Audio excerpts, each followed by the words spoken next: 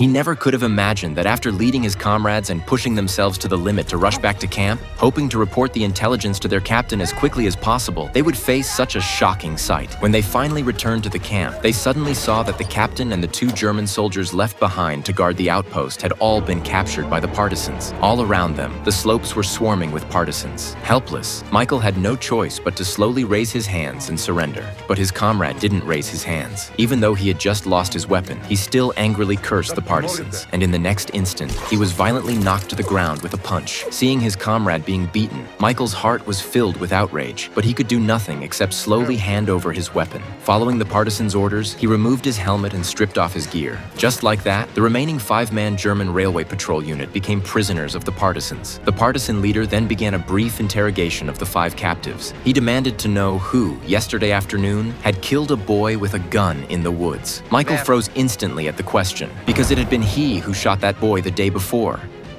As panic surged inside him, the captain, determined to find the culprit, raised his gun to teach a lesson. Seeing his comrade, who had just cursed the partisans, about to die under the captain's aim, Michael suppressed his fear and confessed that he had personally shot the boy. Upon Michael's confession, the captain ordered his men to take the other 4 Germans away. Then he stepped in front of Michael and quickly raised his gun. At that moment, Michael knew he was doomed. Helpless, he could only stand there, quietly awaiting the fatal bullet. But unexpectedly, the partisan leader did not fire. Instead, he slowly stepped back and gradually disappeared from view. Watching the captain leave, Michael was filled with confusion. Just as he was trying to process everything, a familiar voice came from behind. Turning slowly, he realized that it was his girlfriend, Emma, standing there. Without saying a word, Emma decisively raised her gun. Only then did Michael fully understand the truth. The boy he had killed in the woods yesterday was Emma's younger brother. Confronted with this truth, Michael was at a loss for words. His eyes were full of guilt as he silently stared at Emma,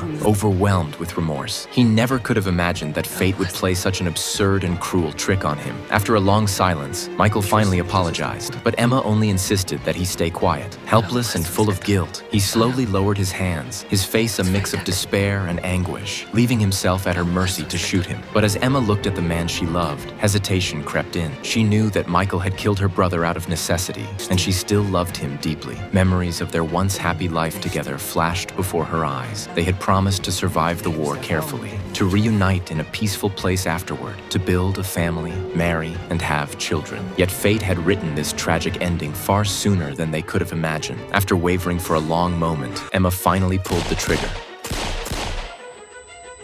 Immediately afterward, she drove Michael away in anger. Walter, realizing what had happened, turned in panic and fled as fast as he could.